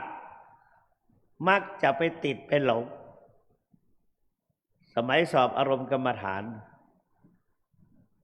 ทั้งพระทั้งเนรทั้งแม่ชีอย่าพูดเขาก็คุยกันน่ะหันอย่างพ้องมีอะไรเกิดขึ้นว่าท่านมาพูดกับเราแต่เราก็ถามมีอะไรบ้างโอ้เล่าให้เราฟังเห็นโน่นนี่กำลังติดอยู่ตรงนี้แล้วก็ให้กำหนดเสียมาอีกก็มาเล่าอย่างเก่านั่นเองบางครั้งก็ขอโทษนะเกิดความรำคาญไปไหนเลยเนี่ยเพราะนั้นเราก็ที่จริงก็ต้องใจเย็นๆผู้สอบอารมณ์ต้องใจเย็นๆก็น่าเกิดเป็นแสงแดงโอภาสมีแสงต่างๆโอภาสได้ก็เยอะเหมือนกันนะแสงเนี่ยบางทีเห็นดิบๆบางทีก็สว่างว่าบางทีก็เห็นเล่าทุ่งแจ้ง มันก็เพลิน ที่ว่าเพลินเนี่ยแน่ไปหลงติดเห็นแสงนั้นแสงนี้ไปเห็นมันโล่งบางทีก็เห็นแผ่นดินเห็นน้ำเห็นอะไรต่างๆเห็นน้ำจนเห็นแผ่นดินเห็นดินน้ำลมไฟเกิดขึ้นก็ไปติดแถวนั่นแหละติดอยู่ตั้งนานเพลิน บางทีอยากจะเห็นนั่นอยากจะเห็นเป็นนั่งเกิดตัณหาแล้วเกิดความอยากไปละเรามานั่งทำไมนอนใช่ดีกว่าอยู่ดีๆก็ให้ตัณหาเกิดขึ้นความอยากนอนใช่ดีกว่าพักผ่อนใช่ดีกว่าเนี่ยแต่ได้จริงเนี่ยให้กำหนดตาเห็นได้กำหนดไม่ใช่ให้เพลินเนี่ยมันจะเห็นนะอันนี้เรียกว่าโอภาสเห็นนนเห็นนี่นะสองอะไรปีติที่ว่าไปแล้วมีทั้ง5 อย่าง6 อย่างปีติติดในตรงนั้นตรงนี้แล้วนอกจากนั้นมีอะไรอีกก็เมื่อกำหนดไปก็เกิดศรัทธาความเชื่อเอาศรัทธายอมศรัทธามีความเชื่อในการปฏิบัติได้ปฏิบัติแล้วก็มีสุขนาฬิกาติดตั้งนานไม่ออกเอาอีกหน่อยเท่าหน้าเอาอีกหน่อยเท่าหน้าเลยไปตั้งหลายนาทีเนี่ยก็ศรัทธาสุขแล้วก็ตัวที่5ก็เกิดปัสสัทธิปัสสัทธิความสงบกายสงบใจหรือเกิดสภาวะอึดอัดบ้างอะไรบ้างแต่ก็ดีเหมือนกันนะพอออกจากสมาธิแล้วไปนำสวดมนต์มีความสุขไม่หลงไม่ลืมเกิดความคล่องความชำนาญเวลาเราไปนั่งอุโบสถเนี่ยไปบวชพระไปสวดอนุสาสบอกอนุสาสว่าแล้วมันไม่ติดขัดอนุญญาสิโกภะคะวะอุปสัมปติตัจจตารโนิสยานมันลื่นไหลไปแล้วเขาว่าทำไมไปทวนมาเลยเงี้ยไม่ทวนหรอกคนก็มองล่าเราไม่ทวนแล้วก็ทำไมคล่องจังเพราะนั้นทุกวันนี้กับเวลาจะไปงานอะไรต่างๆเขามักจะให้เรานำสวดมนต์นำเจริญพุทธมนต์นำสวดพุทธมนต์คำว่าเจริญพุทธมนต์กับสวดพุทธมนต์ไม่เหมือนกันนะเจริญพุทธมนต์ในงานมงคลต่างๆในการสวดพระพุทธมนต์นี่ในงานศพ50 วันบ้าง100 วันบ้างหรือในงานพระราชทานหรืองานฉาปนกิจว่าไปทั้งนี้ไม่ได้ทวนว่าคล่องจำพอถึงข่าวจำแต่ละซ้อนบทมันเข้ามาเปลี่ยนบทว่าแม่นยำช่ำชองคล่องปากเหมือนกับขับรถมันผ่านมาได้ไงบุดบิดเลยบางทีแต่มันก็เอี้ยวกับตัวได้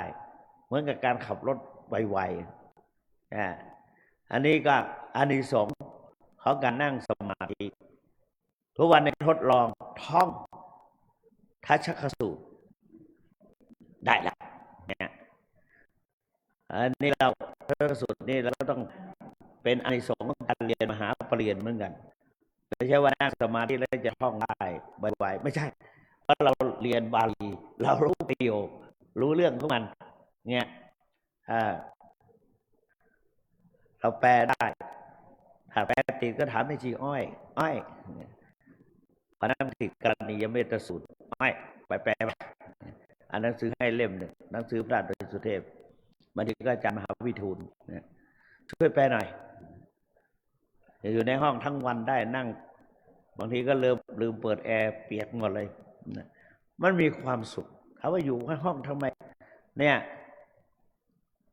ถ้ามันท่องไม่ได้ไปนั่งสมาธิก่อนจะท่องไปนั่งสมาธิซะก่อนกำหนด5 นาที10 นาทีส่วนมากก็15 นาทีเป็นต้นไปเนี่ยนี่ปัสสัทธิแล้วก็ไปติดปัสสัทธิแล้วก็ปะคะหะก็ต้องมีความเพียรพยายามจะเอาให้ได้ยังไงจะต้องถึงที่นี่ให้ได้แต่รู้ไหมมันมีความอยากอยู่ได้หรอกนี่แหละเขาเรียกว่าเป็นวิปัสสนูปกิเลสลืมนึกถึงความอยากอุทานะมีสติมั่นเกินไปมีสติเยอะเกินไปอุทานะนะอุปทานนะญาณะรู้เลยตอนนี้เราถึงตัวนี้รู้ซะก่อนเอามาเปรียบเทียบเราได้ตรงนี้แล้วตรงนี้เกิดความภูมิใจในตนเองติดตนเองอีกว่าตนเองเก่งอย่างนั้นอย่างนี้อีกพอมาถึงตัวที่8ตัวที่9อุเบกขา เฉยเฉยเฉยอุเบกขาเฉยๆกำหนดก็ไม่กำหนดไล่ก็ไม่ทำในอุเบกขาวางเฉยแต่แท้จริงแล้วก็ท่านให้มีความเพียรพยายาม ความจุดประสงค์ของการปฏิบัติให้ขจัดวิปัสสนูปกิเลสออกจากสุดท้ายนิกันตินี้นักปฏิบัติท่านรวมกลุ่มกันเขาไม่ให้คุยกันเอาไปคุยกันแล้วก็ตัวเองไม่มีไปสอบอารมณ์ไปสอบยังไงแล้วก็คนที่ปฏิบัติมันอยากเล่าคุณสมบัติหรือว่าสภาวะธรรมที่เกิดขึ้นกับตนเองอยากเล่าให้คนอื่นฟังเป็นอย่างนั้นเป็นอย่างนี้คนที่ทำบ้างไม่ทำบ้างนี่อยากได้เอาเก็บเอาของคนอื่นไปปรุงไปเขาตัวเองไปเล่าไปโกหกไอ้จันฟังอีกอันนี้เขาเรียกว่าวิปัสสนูปกิเลสเป็นอุปกิเลสที่ไปขัดขวางความวิปัสสนาก็คือความรู้แจ้งเห็นจริงความรู้แจ้งเห็นจริงโดยผ่านญาณ16นามรูปปัจจิชญาณปัจจยปริกหญาณสัมปชัญญญาณเยอะจริงๆมีอะไรยุ่มยิ้มมีอาการอะไรเกิดขึ้น108,000การไปติดข้องอยู่ในสัมปชัญญญาณนี่แหละเห็นเบื้องต้นเรียกว่าเบสิกพื้นฐานนามรูปปริจยปัจจยปริกาสัมปชัญญญาณดังนั้นเราท่านทั้งหลายเป็นแม่ชีเป็นพระในวัดพระราชสีจอมทองต้องรู้อ่านไว้ก่อนแล้วก็ปฏิบัติไปด้วยแล้วก็ฟังเทศน์หลวงปู่อ่านหนังสือหลวงปู่ท่านเจ้าคุณพระศรีศิลปาจารย์เนี่ยพิมพ์มาไว้ในบางคนก็เอาไปแล้วก็ไปหายให้ปลวกกินบ้างวางผิดที่บ้างเอาไปให้คนอื่นบ้างดังนั้นเราอ่านอย่างน้อยก็มีวิชาติดตัวเวลาเขาถามก็จะได้รู้ช่วยกันเผยแผ่ในสมัยก่อนตอนที่ในพระพุทธเจ้ายังทรงพระชนอยู่มีเรื่องหนึ่งเขาเรียกว่ายมกะปฏิหารพวกนิคนนาถบุตรท้าแข่งใช่ไหมมหาท้าแข่งพระพุทธเจ้าแข่งปฏิหารแสดงปฏิหารโอ้โหเนนน้อยก็ไปขอไปบอกข้าแต่พระองค์ผู้เจริญข้าพเจ้าขอออกทัพในคราวครั้งนี้มีภิกษุณีสัมมเนรีน้อยๆก็ขออาสาพระเจ้าก็ถามตามภาษาเด็กกันเลยแต่ท่านเป็นพระอรหันต์มีพระน้องชายของมหาสารีบุตรองค์เล็กๆชื่ออะไรเรวัตใช่ไหมหรืออะไรนั่นแหละโอ้สามารถเป็นเนรมิตป่าทั้งป่าให้เป็นที่อยู่อาศัยให้พระสงฆ์พระพุทธเจ้าได้อยู่อาศัยภิกษุเราเป็นพระเราเนี่ยยังเป็นตำหนิติเตียนโอ้หลงอะไรติดฟู่ฟ้าอย่างนี้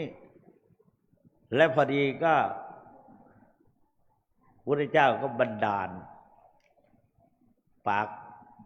ตำหนิติคนอื่นมากดีนักชอบตำหนิติเตียนคนอื่นดีนักเดี๋ยวจะให้ไปจักด้วยตนเอง เวลาไปก็ใครรีบไปทุกคนก็ไปพระที่ติกลุ่มที่ติสัมมเนรเรวัตใช่ไหมเรวัตไม่ได้เรวัตะ รีบกับเขาผมไม่ทันรีบไปอาจจะตื่นสายก็ได้เพราะคนชนิดติคนอื่นนี่แสดงว่าไม่ได้ทำอะไรเนี่ยไม่ได้ปฏิบัติอะไรติคนอื่นตัวเองก็เลยไม่ผ่องใสเพราะนั้นก็อาจจะตื่นสายเขารีบไปก็ตัวเองก็รีบไปลืมล่มบ้างลักกระจันบ้างผ้าสังฆาติบ้างบาทบ้างพอไปถึงโน่นลืมก็กลับมาเนี่ยพอกลับมาแล้วมาถึงจุดหมายปลายทางไม่มีกุฏิไม่มีอะไรเป็นแต่ป่าเข้าไปก็ยากพอเข้าไปมุดเข้าไปบาทของตนเองวางไว้ตรงนี้ผ้าตัวเองวางไว้ตรงนี้อุตส่าห์เอาไว้ห้องอย่างดี แต่ว่าตอนนี้ห้องกุฏิหลังนี้ไปไหนใช่ปราสาทตรงนี้ไปไหนใช่นะเพราะว่าสามเณรเนี่ยเขาปฏิบัติดีปฏิบัติชอบ แสดงฤทธิ์ได้อภิญญายะเนี่ยเห็นไหมอภิญญายะว่าสติสัมโพชังโสโสโคกสปะมายาสัมมาทัคขาโตภาวิโตพหุริกโตอภิญญายะสัมโพธายะนิพพานายะสังวัตติ ย่อมเป็นไปอภิญญายะเพื่อความรู้ยิ่งและก็อภิญญานี่ก็คือเป็นญาณตัวหนึ่งอภิญญานี่หนึ่งอิทธิวิธีแสดงฤทธิ์ได้สองทิพจักษุทิพโสตทิพจักษุแล้วก็ปาราจิตวิชานังปุเพนิวาสานุสติญาณระลึกชาติได้ด้วยเนี่ยอันนั้นนี่ก็คือสามารถถ้าแสดงฤทธิ์ได้เนี่ยและสุดท้ายก็สามารถกำจัดอาสวะกิเลสให้หมดจากจิตจากใจไปได้ก็คืออาสวัคยายานนี่เพราะนั้นการปฏิบัตินี่ เมื่อสามารถผ่านอุปสรรคนี้ได้ก็ย่อมเข้าถึงผ่านไปมันก็จะมีอาการอะไรต่างๆญาณ16นั่นน่ะเนี่ยข้อสำคัญพระสัมมาสัมพุทธเจ้าได้ตรัสว่าเป็นทางสายเอกทางสายเดี่ยววิปัสสนานี่จุดประสงค์มุ่งหมายก็คือสัตตานังวิสุทธิยาเพื่อความบริสุทธิ์หมดจดจิตใจของสัตว์ทั้งหลายประการที่สองเพื่อกำจัดความเศร้าโศกเสียใจพิไรลำพันธ์ประการที่สามเพื่อกำจัดความทุกข์กายทุกข์ใจประการที่สี่เพื่อเข้าถึงหลักความจริงของชีวิตนั่นก็คืออริยสัจสี่และประการที่ห้าเพื่อบรรลุถึงที่สุดแห่งความสิ้นทุกข์คือพระนิพพานเป้าหมาย เขาเป็นแต่ต้องปฏิบัติด้วยตนเองจะปฏิบัติแทนคนอื่นไม่ได้จะให้คนอื่นมาปฏิบัติไม่ได้ต้องใช้ความเพียรพยายามนี่จุดมุ่งหมายก็เพื่อพระนิพพานเพราะนั้นวันนี้เราท่านทั้งหลายวันพระเป็นวันเหมือนกับวันเสาร์อาทิตย์วันหยุดราชการของชาวบ้านข้าราชการทั้งหลายเสาร์อาทิตย์สัปดาห์หนึ่งก็มีเสาร์อาทิตย์4 อาทิตย์เสาร์อาทิตย์แล้วก็มีวันพระเช่นเดียวกัน7 ค่ำ8 ค่ำ14 ค่ำ15 ค่ำเรียกว่าปักเดือนหนึ่งมี2 ปักนะเพราะนั้นก็เราท่านหลายก็มาตรวจสอบชาวบ้านเขาหยุดพักผ่อนแต่เราก็มาสำรวจดูจิตใจของตนเองการสำรวจดูจิตใจของตนเองก็เหมือนกับเราทวนญาณทวนตนเองทบทวนตนเองพิจารณาตนเองอัตนาโจทยตนังจงเตือนตนด้วยตนเองปฏิมังเสตมัตนาพิจารณาตนด้วยตนเองอันนั้นเราเตือนตนเองถ้าไม่เตือนเราก็จะเกิดความประมาทครูบาวัดพระพุทธบาทตักผ้าถามอาตมาแหวงมึงได้กี่ภาษาแล้วได้กี่พรรษาแล้วแหวงเราก็อวดได้ภาษาเป็นเนน7 พรรษาเป็นตุรอตอนนั้นได้3 พรรษา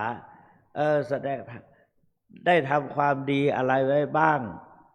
ถ้าไม่ทำความดีก็เปรียบเหมือนกับขุดหลุมฝังตัวเองวันละนิดสมมติว่าปีหนึ่งเอาท่วมตัวเองท่วมหัวตัวเองตอนนี้ได้เท่าไหร่ละตนเองฝังตัวเองไปได้กี่ชั่วลำตัวแล้วออกได้ไหมเงี้ยมากเข้าแล้วตัวเองจะออกจากหลุมเขาเรียกว่าบวชนานเปรียบเหมือนกับการขุดหลุมฝังตัวเองระวังไว้ออกบ่ได้นะแหวงพอคิดอย่างนี้ก็น่ากลัวเหมือนกันนะขุดหลุมฝังตัวเองฉะนั้นเรา อินะทานังทุกขังโลเกการอะไรนะเป็นหนี้ใช่ไหมบวชเป็นหนี้อินะทานังทุกขังโลเกการอยู่การมาบวชของเราเนี่ยถ้าเราฉันไปบริโภคไปใช้ไฟของวัดใช้ฉันของศรัทธาญาติโยมถวายโดยไม่ได้ปลดเปลื้องไม่ชำระหนี้สินเรียกว่าไถ่หนี้สงฆ์ไม่ได้ว่าเอาเงินไปให้เขานะก็คือปฏิบัติตนเองนั่นแหละไถ่หนี้สงฆ์ด้วยการปฏิบัติคือบริโภคไม่เป็นหนี้ในธรรมวินัยบอกว่าไม่บริโภคหนี้คือกินไม่เป็นหนี้เขาก็คือปฏิบัติดีปฏิบัติชอบ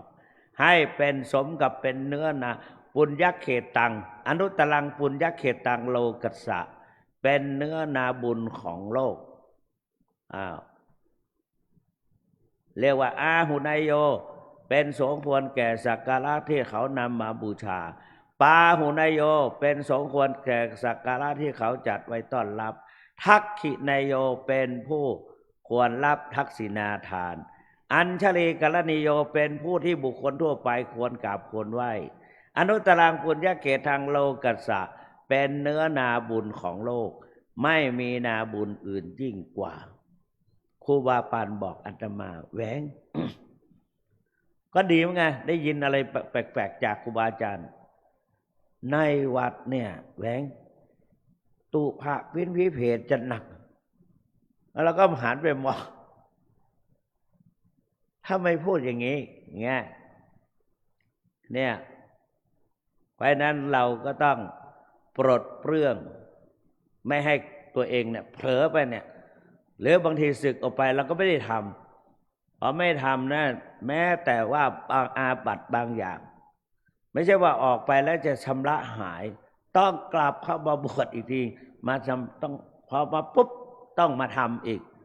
ทางนี้ไม่ได้ผิดนะบริสุทธิ์ผุดผ่องบวชครั้งที่สองแต่โทษเก่ายังมีอยู่ถ้าไม่ได้ทำโทษเก่าติดไปตายไปเนี่ยไม่เกิดเป็นเปรตก็เป็นติดอยู่ในนรกถูกถ้ามหามีไฟเผาผลาญโดยใช่ไหมเปรตไอเปรตอะไรนั่นแหละเนาะที่พระเจ้าเห็นได้ยิ้มพระแล้วพระโมคคัลลานะเห็นนะพระโมคคัลลานะเห็นยิ้มแล้วก็เข้าไปทูลถามพุทธเจ้าพุทธเจ้าตรัสว่าเราเห็นก่อนแล้วตั้งแต่วันแรกตรัสรู้แต่เราไม่พูดไปแล้วใครไม่เชื่อไม่มีประโยชน์วันนี้ได้โมคคัลลานะเนี่ยมาเป็นพยานเห็นไหมนี่มหาประโยค8ประโยค9นั่งอยู่ตรงนี้สบายใจพูดแล้วมีหลักมีฐานจริงๆแม่อ้อยเนี่ยกับอะไรชื่ออะไรเมื่อกี้เนี่ยที่จุดทูปได้ประโยค7ประโยค8ไปเนี่ยนะต่างคนได้แปลที่ไม่ได้แปลก็ไม่เป็นไรท่านเจ้าคุณว่าให้ฟังแล้วนะเพราะฉะนั้นจงรีบท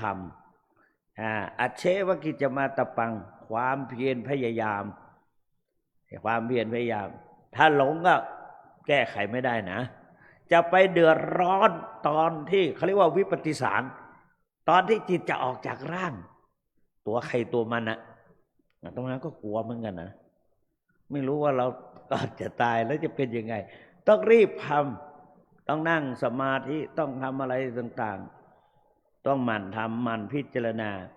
ถ้าหากว่าเราไม่ทำตอนนั้นนะไม่มีใครช่วยเราได้สักคนขอโทษเถอะพระพุทธเจ้าก็ช่วยไม่ได้อันนั้นเราต้องทำด้วยตนเองเมื่อทำด้วยตนเองแล้วเราก็นี่ว่าเผื่อไปทางบ้านด้วยนะท่านผู้ฟังที่อยู่ทางบ้านอันนี้พูดเป็นกลางๆใครฟังก็ได้วันนี้พูดออกจากใจธรรมะออกจากใจมาเอาภาษิตที่หน้านี่ว่าอะไรนะกัลยาเนอภิธาเลทะกัลยาเนปาปาจิตตังนิวรเยอภิธาเลทะเนี่ยพึงรีบขนขวายในสิ่งที่ดีที่งามในสิ่งที่ถูกที่ชอบตามเพศภาวะของเราตามหน้าที่ของเราปาปาจิตตังนิวรเยสิ่งใดที่มันไม่ดีเนี่ยอย่าไปทำอะไรทันหิกะเลโดปุญญังถ้าทำความดีช้าปาปัสมิงก็ปฏิมโนใจก็จะยินดีในสิ่งที่เราเข้าใจว่ามันดีแต่มันไม่ดี กว่าจะรู้สึกตัวถั่วปอไม่คนเหนือว่ากว่าจะหู้คิงขิงปอกินด้วงขิงไม่เหลือแล้วนะตัวหนอนตัวด้วงอยู่ตัวในขิงเหลือแต่เปลือกขิงเพราะนั้นเอาละจะได้1 ชั่วโมงพอดีเหลือนิดเดียวเพราะนั้นก็วันนี้รู้สึกดีใจทั้งที่เป็นวาระเป็นวันพระน้อยตามปกติเจ้าวาดต้องเทศน์ธรรมะใหญ่ๆวันสำคัญวันนี้เรามีโอกาสดีใจเต็มใจเตรียมพร้อมซักซ้อมเพื่อที่จะมาพูดเพื่อให้แสดงเป็นธรรมะบรรยายในวันนี้แล้วก็สอนตนเองด้วยสอนตนเองเตือนตนเองตนเตือนตนของตนให้พ้นผิดตนเตือนจิตตนได้ใครจะเหมือนตนเตือนตนไม่ได้ใครจะเตือนอย่าแช่เชือนลืมเลือนเตือนตนเองครูบาวัดพระพุทธบาทตักผ้าว่ามีภิกษุรูปหนึ่งเทศไปเทศบนธรรมะเลยนะสอนไปได้บรรลุบนธรรมะก็มีก็เราก็ไม่รู้นะอยู่ตรงไหนไม่รู้นะแต่ว่าครูบาพูดในสมัยที่อยู่พระบาทตักผ้าให้มาหาไปค้นหน่อยนะท่านเทศแล้วก็ปรากฏว่าท่านคนฟังเนี่ยท่านไม่ได้สอนเราสนใจตัวเองสกัดเกาตนเองและได้บรรลุบนธรรมะเทศนาประโยสาเนในการเป็นที่สิ้นสุดลงแห่งพระธรรมเทศนาขอพุทธานุภาเวนะด้วยอนุภาพแห่งคุณพระพุทธเจ้าธรรมานุภาเวนะด้วยอนุภาพแห่งคุณพระธรรมเจ้าสังฆานุภาเวนะด้วยอนุภาพแห่งคุณพระสงฆ์เจ้าตลอดถึงกุศลผลบุญศีลทานที่ได้สละศีลที่ได้รักษาภาวนาที่ได้เจริญจงรวมกันเป็นตบะเดชะอภิบาลคุ้มครองป้องกันปกห่มรักษาทุกท่านให้ประสบแต่ความสุขความเจริญในธรรมของสมเด็จพระสัมมาสัมพุทธเจ้าเหมือนกันทุกท่านรับประทานแสดงพระธรรมเทศนา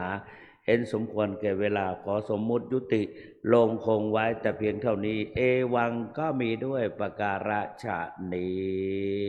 หันธรรมยังสาธุกรังคโรมาเซสาธุสา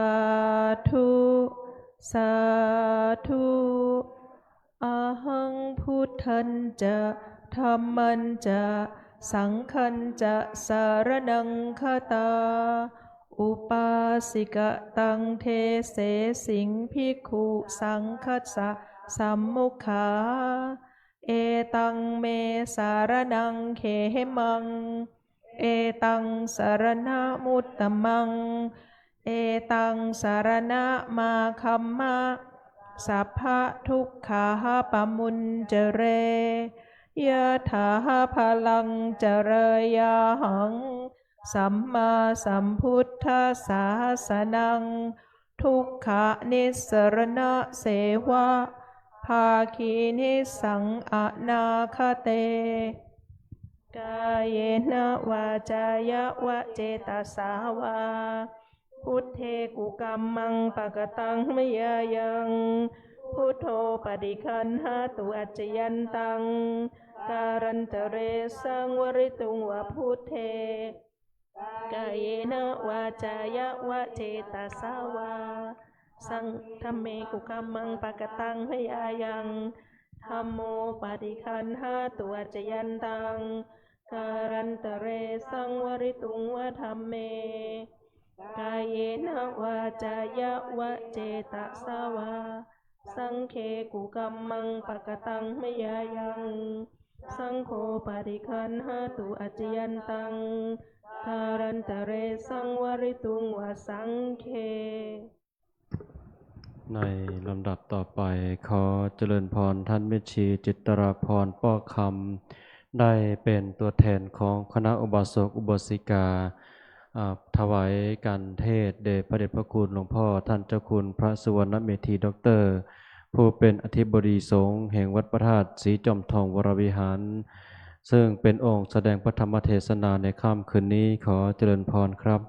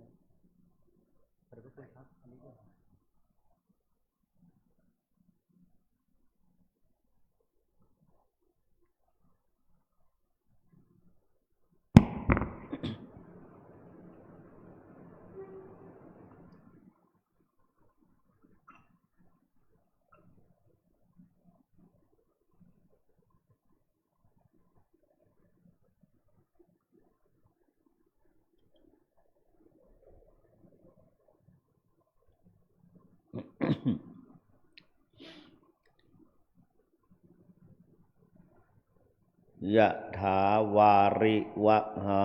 ปุราปริปุเรนติสาครังเอวะเมวะอิโตทินังเปตานังอุปกัปปติอิชิตังปฏิตังตุมหังคิปะเมวะสมิจฉตุสัพเพปุเรนตุสังกปาจันโทปนรโสยะถามะนิโชติระโสยะถาอายัญจะโขทักขินาทินาสังฆามิสุปฏิติตาทีคาลตังหิตายสสฐานโสอุปกัปปติโสยติธัมโมจะอายันนิทัสสิโตเปตานะปูชาจกตาอุราราปรัญจปิกูณมนุปทินนังตุมเหหิปุญญังปะสุตังอนัปปกันติรัตนัตยานุภาเวนะรัตนัตยเตชะสา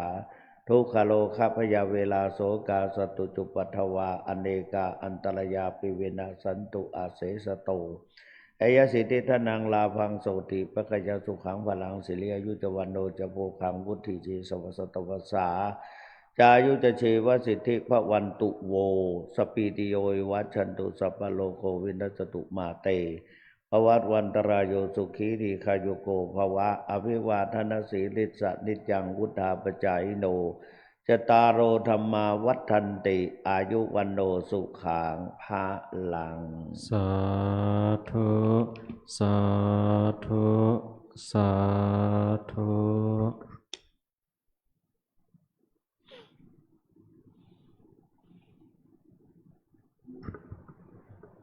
ในลำดับต่อไปขอกราบอาราธนาและเจริญพรทุกรูปท่าน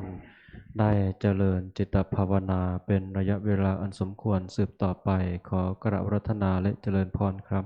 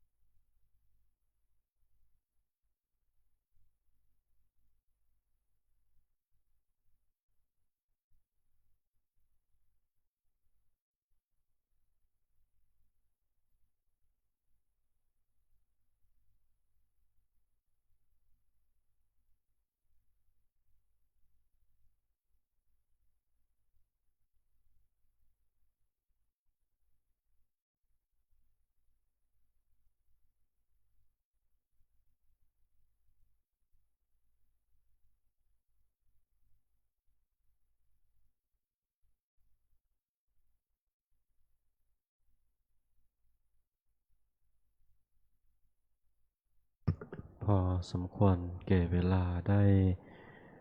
กล่าวคำกรวดน้ำแบบพื้นเมืองสืบต่อไปโดยความพร้อมเพรียงกันนะครับอิตังตานากัมมังนิปานาปัจจายโยมตุโนเนจังอิทังศีลากัมมังนิพพานาโยโหตุโนเนจังอิทังภาวนากัมมังนิพพานาปัจจายโยอนิจจังยังเกณฑ์จิกุสลังกัตตพังกัมมังสัพเพหิกาเตหิกาตังยังโนอนุโมทันตุสุนันตุพนโตเยเตวะอัสสมิงทานเนทิคาตาทิคายุกาสัทธาโหนตุสัพพสัตตานังคิอัตตานังปริหารันตุมาตาปิตาสุขิตาโหนตุข้าปะมุจจันตุสัพเพยติกาสุขิตาโหนตุทุกขามสัพเพอายาติกาสุขิตาโหนตุทุกขปะมุจจันตุสัพเพปิสัสสัพเพสัพเพเปตาสุขิตาโหนตุทุกขปะมุจจันตุสัพเพนาคตาสุขิตาทุกขปะมุจจันตุสัพเพเทวสุขิตาโหนตุทุกขปะมุจจันตุ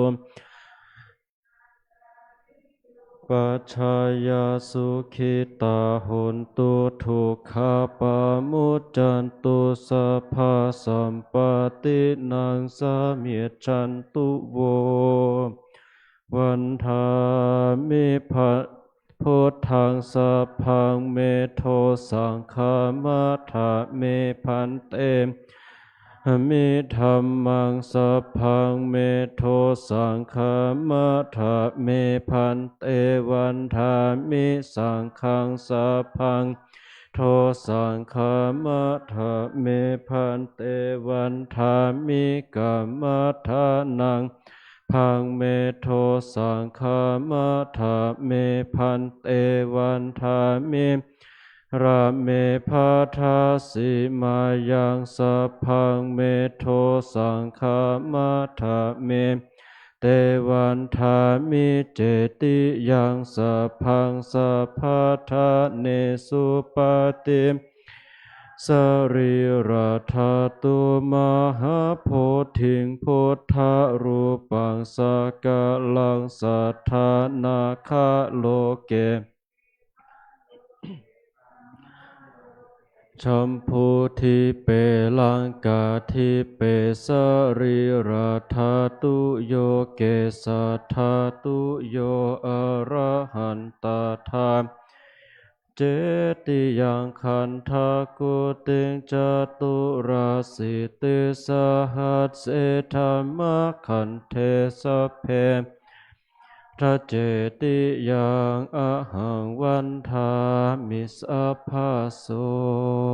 กราบกราบกราบได้หันหน้าไปยังสรีระสังขารของพระเดชพระคุณหลวงปู่พระพรหมมงคลกล่าวคำวันทาน้อยโดยความพร้อมเพรียงกันครับวันทามิพันเตสัพพังอปาราทังคามัฏฐะเมมายากาตังปุญญังสามินาอนุโมทิตพังสามินากาตังปุญญังทัตตพังสาธุสาธุอนุโมทามิกราบกราบและได้หันหน้ามายังธรรมะกล่าวคำวันทาน้อยพระเดชพระคุณหลวงพ่อท่านเจ้าคุณพระสุวรรณเมธีดร.อีกคำรบหนึ่งนะครับวันทามิพันเตส สะพังอปาราทังคามัฏฐะเมพันเตกาตังปุญญังสามินาอนุโมทิตพังสามินากาตังปุญญังทัตตพังสาธุสาธุอนุโมทามิ ในนามของพระภิกษุสามเณรวัดพระธาตุศรีจอมทองทุกรูป ขอกล่าวคำว่าจตารโลธรรมาวัฏันติอายุวันโนสุขังภะลัง สาธุสาธุสาธุในวันโกนในวันนี้ก็เสร็จสิ้นลงแต่เพียงเท่านี้ ในเกล้ากระผมก็ขอกราบขอบพระคุณในเมตตาของพระเดชพระคุณหลวงพ่อท่านเจ้าคุณพระสุวรรณเมธีด็อกเตอร์ ที่ได้มาเมตตามาแสดงพระธรรมเทศนาแก่เราท่านทั้งหลายในค่ำคืนนี้ขอกราบขอบพระคุณด้วยความเคารพอย่างสูงยิ่งกราบลาพระพร้อมกันนะครับอะระหังสัมมาสัมพุทโธภควาพุทธังภควันตังอภิวาเทมิสวากขาโตภควตาธัมโมธัมมังนัมมัสสามิสุปฏิปันโนภควโตสาวกสังโฆสังฆังนะมา